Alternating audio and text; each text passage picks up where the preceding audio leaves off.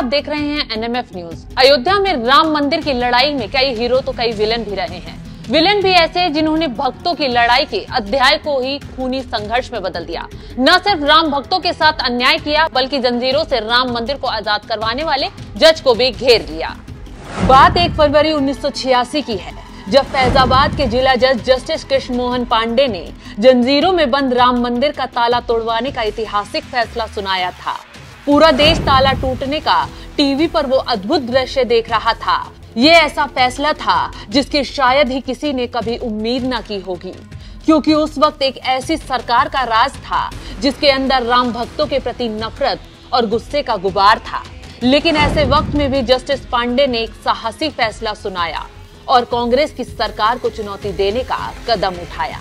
इस फैसले ने न सिर्फ 36 साल पुराने नेहरू सरकार के ताला लगवाने और पूजा अर्चना न होने के उस फैसले को तोड़ा, बल्कि मौजूदा राजीव गांधी सरकार के घमंड को भी चूर चूर कर दिया। एक तरफ सेकुलरिज्म के महल को भी ध्वस्त कर दिया और इसी बीच राम मंदिर के विरोध में खड़े नए विलेन की भी एंट्री हो गई। ये एंट्री थी मुलायम सिंह की, क्योंकि उस वक्त प्रदेश में मुलायम सिंह की सरकार थी। जब जस्टिस कृष्ण मोहन पांडे ने राम मंदिर को जंजीरों से आजाद करवाया, तब मुलायम सिंह ही प्रदेश की गद्दी संभाल रहे थे। उस वक्त में जज पांडे के लिए ये फैसला लेना इतना आसान नहीं था, क्योंकि जस्टिस पांडे जानते थे कि राम लला की मूर्ति रखवाने के विवाद पर ही अयोध्या के डीएमके के नायर को अपनी नौकरी गंवानी पड़ी थी। पर शायद जस्टिस पांडे ने राम भक्तों को इंसाफ मिले ये ठान लिया था, इसलिए उन्होंने अपने खिलाफ किसी विरोध या एक्शन की चिंता नहीं की, क्योंकि जस्टिस पांडे को रामलला के लिए सब कुछ मंजूर था। राम भक्तों के लिए माहौल बन रहा था, लेकिन जस्टिस पांडे डरे नहीं, झुके नहीं, विरोधियों को आंख दिखाई। जस्टिस कृष्ण मोहन पांडे ने अपने फैसलों में कहा कि मुझे नहीं लगता कि मुस्लिम समुदाय को हिंदू समुदाय द्वारा पूजा अर्चना करने में आपत्ति होनी चाहिए। जस्टिस पांडे ने दोनों समुदाय को साधने की बात की थी। ये बात सही भी थी, लेकिन तत्कालीन मुख्यमंत्री मुलायम सिंह यादव को उनकी बात चुभ गई और इसी नफरत में उन्होंने जो कदम उठाया, देश हैरान हो गया।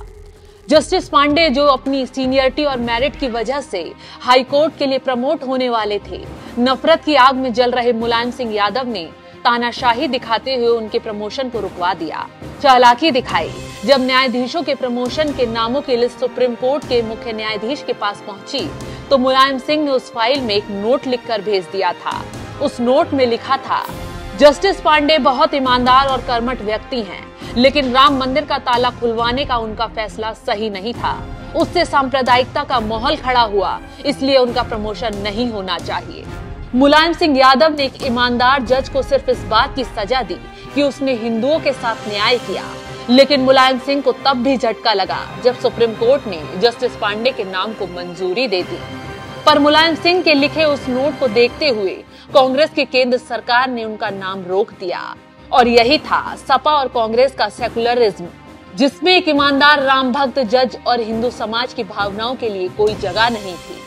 लेकिन बीजेपी और विश्व हिंदू परिषद ने कोर्ट में जस्टिस पांडे के हक की लड़ाई लड़ी। उसके बाद सरकार बदली, राम भक्तों की लड़ाई की दिशा और दशा ही बदल गई। सियासत की हवा का जैसे ही रुख चेंज हुआ, तो सुब्रमण्यम स्वामी कानून मंत्री बने। सुब्रमण्यम स्वामी ने 1991 में पांडे को इलाहाबाद हाईकोर्ट का जज नियुक्त कर दिया। आखिर में असली राम भक्त जज पांडे को भी न्याय मिला और उनकी लड़ाई भी रंग लाई। तो तब भी बीजेपी राम भक्तों के साथ थी, आज भी राम भक्तों के साथ है, लेकिन सपा कांग्रेस तब भी राम भक्तों से नफरत की आग में जल रही थी और आज भी न्याय मिला तो जल रही है। रामलला आ रहे हैं, करोड़ों हिंदू पलके बिछा रहे हैं। इस खबर पर क्या है आपकी राय, कमेंट कर जरूर बताएं।